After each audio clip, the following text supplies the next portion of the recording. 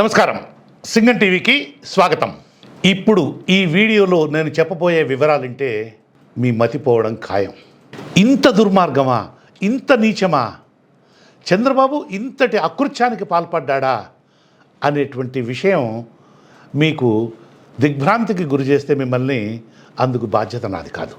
తుఫాన్లు, భూకంపాలు, సునామీలు వచ్చినప్పుడు ప్రజల పరిస్థితి ఎలా ఉంటుంది, సాధారణ ప్రజల పరిస్థితి ఎలా ఉంటుంది, కూలిపోయిన చెట్లు, కూలిపోయిన భవనాలు, పూర్తిగా నీట మునిగినటువంటి పంటలు, భవనాలు, కాలనీలు, రోడ్లు, వంగి మెలికలు తిరిగిపోయినటువంటి విద్యుత్ స్తంభాలు, ఇటువంటి వాటితో భీతావహ వాతావరణం సహజంగా కనపడుతూ ఉంటుంది.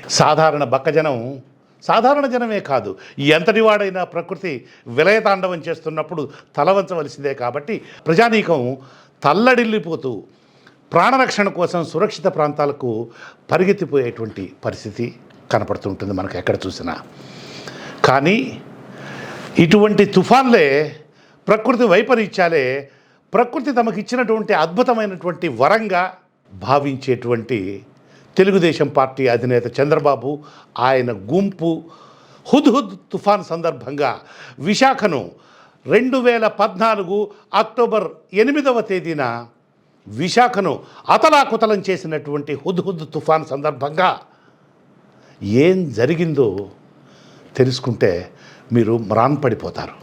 ఏకాఏకిన 1,00,000 ఎకరాలని, 1,00,000 రూపాయలని కాదు, హుద్హుద్ తుఫాన్ను అడ్డం పెట్టుకొని విశాఖపట్నం నగరంలో, నగర పరిధిలో, విశాఖపట్నం జిల్లాలోని అనేకమైనటువంటి మండలాలలో ప్రభుత్వ రికార్డులు గల్లంతైపోయాయని చెప్పి 1,00,000 ఎకరాల ప్రభుత్వ భూమిని, 1,00,000 రూపాయలు కాదు, 1,00,000 ఎకరాల ప్రభుత్వ భూమిని తెలుగుదేశం పార్టీ అధ్యక్షుడైనటువంటి నారా చంద్రబాబు నాయుడు, ఆయన మూకలు స్వాహా చేశాయి, గుటకాయ స్వాహా చేశాయి.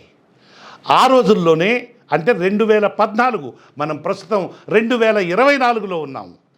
2014లోనే ఆ రోజుల్లో ఆ ప్రభుత్వ భూమి ఎకరానికి 1 కోటి రూపాయల నుంచి 25 కోట్ల రూపాయలు ఉండగా, 1,00,000 ఎకరాలంటే హీనపక్షాన 1,00,000 కోట్ల రూపాయలు, 1,00,000 కోట్ల రూపాయలు భూమిని కైంకర్యం చేసి, అందుకు హుద్హుద్ తుఫానును అడ్డం పెట్టుకొని, హుద్హుద్ తుఫాన్లో ప్రభుత్వం వద్ద ఉన్నటువంటి అత్యంత ముఖ్యమైనటువంటి రికార్డులన్నీ తల్లకిందులైపోయాయని తెలుగుదేశం పార్టీ అధినేత అయినటువంటి చంద్రబాబు, ఆయన మంత్రివర్గంలో పనిచేసినటువంటి మంత్రులు, అధికారులు, గ్రామ స్థాయిలో మొదలుపెట్టుకొని మండల స్థాయిలో ఉండేటువంటి తెలుగుదేశం పార్టీ కార్యకర్తలు అత్యంత దుర్మార్గమైనటువంటి, అతి భయంకరమైనటువంటి ఘోరానికి శ్రీకారం చుట్టారు.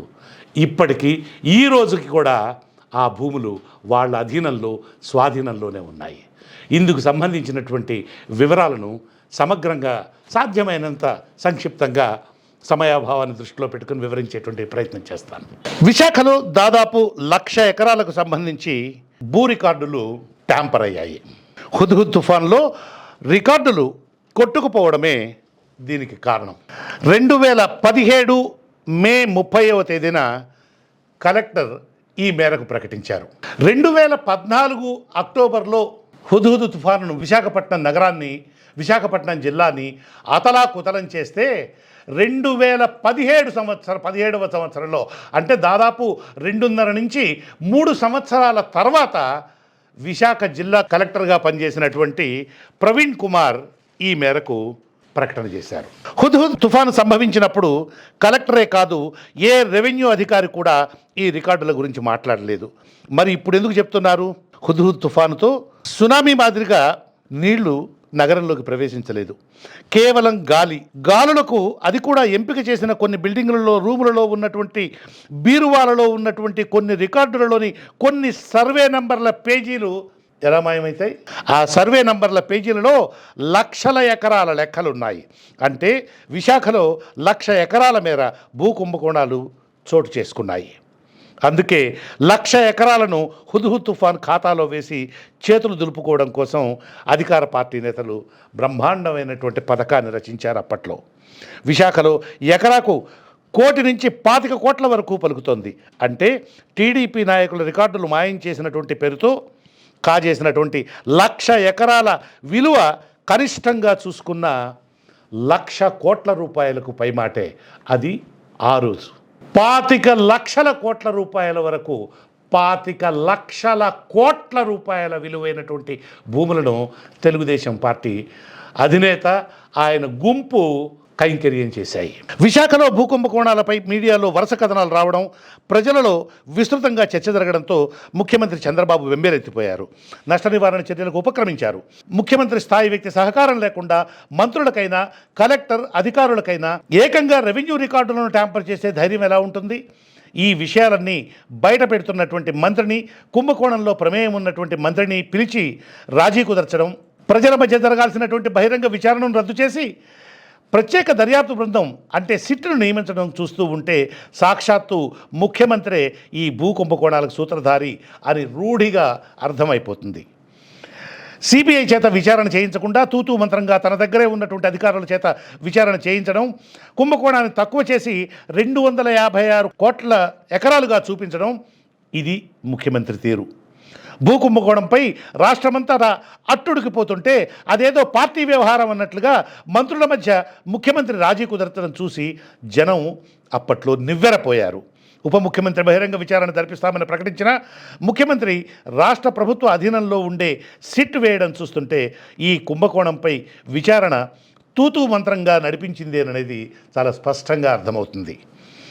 అందాల నగరిగా పేరు పొందిన విశాఖపట్నం ఇప్పుడు భూ కబ్జాదారుల అసలు మజిలీగా మారిపోయింది.